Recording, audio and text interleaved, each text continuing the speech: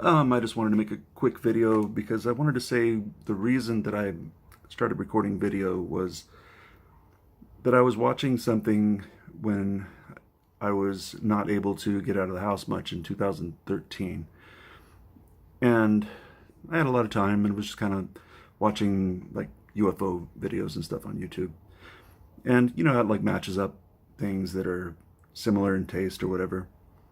James Corbett came into my periphery, and he did a video about a certain day in 2001 where a couple buildings came down after aircraft bombarded with them.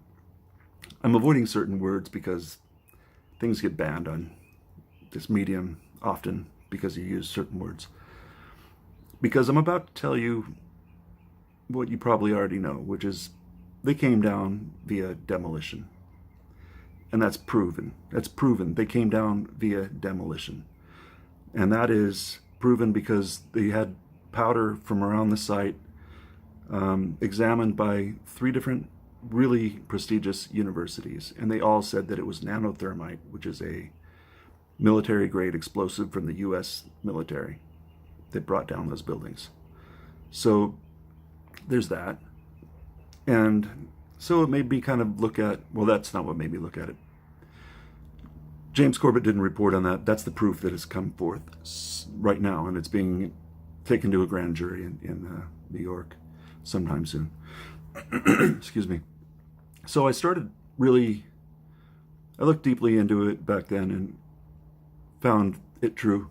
It absolutely true, and lots of different elements came together to make it happen. Those elements being people. Some of those people being John Bolton, Jeb Bush, who's running for office, Dick Cheney, Donald Rumsfeld, John Forbes, Lord Rothschild, Scooter Libby, Paul Wolfowitz, let's see who else. Elliot Abrams, who's right now in charge of the coup d'etat that didn't work out well for Venezuela. And he's already been convicted twice of really criminal felony behavior for the government. One in the Iran-Contra affair and the other in the, I think, Guatemalan death squads he was running. So, of course, he's in charge of yet another thing where he's probably expected to commit horrific crimes that he'll be pardoned for anyway. Anyways, these guys are all were part of a group called Project for the New American Century. Look that up in Wikipedia. PNAC, P-N-A-C, Project for the New American Century. Look that up so you know what I'm talking about. These guys were all together, and the document that they wrote called Rebuilding America's Defenses called for a new Pearl Harbor, and that was 1 year before the date of which I just spoke, that those buildings came down in. They also, in the same document, talked about they needed to have that Pearl Harbor in order to build public support for a massive, massive military so that they could take out 7 countries in 5 years, all of them in the Middle East. Yeah, all of them in the Middle East. You know, Iran, Iraq.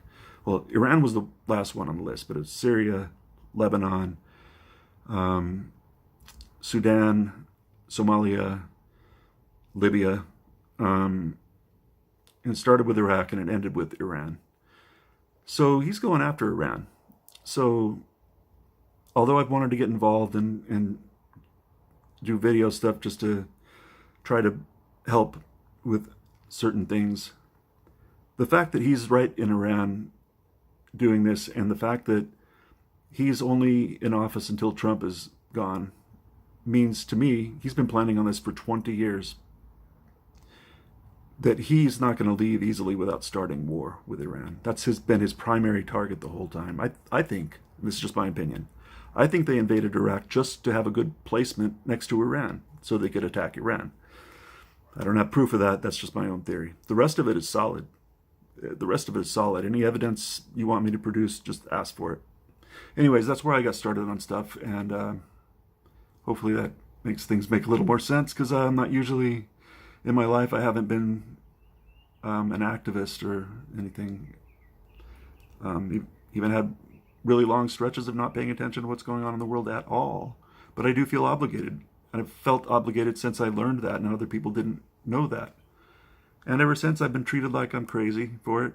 And I'm crazy for other things, but it's common for people who know that that was not on the up and up to be demonized.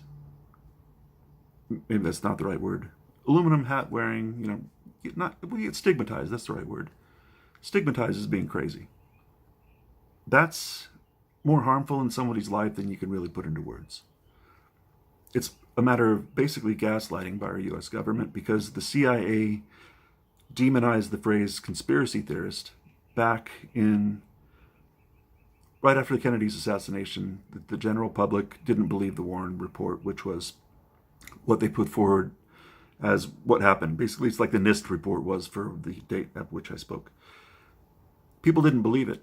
They thought there was something weird about Kennedy's assassination for some odd reason. They thought that there was, maybe not just a lone gunman, but something else.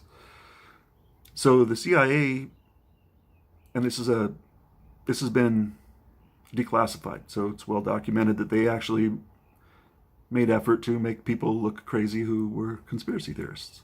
So, and it still works really well. It's a brilliant technique, and it still works great, because anybody who thinks that that wasn't what they said it was, they get labeled, they get stigmatized. So anyways, I got started for those reasons, because it's time for us to really know what's going on and hopefully do something about it before it's too late. Peace.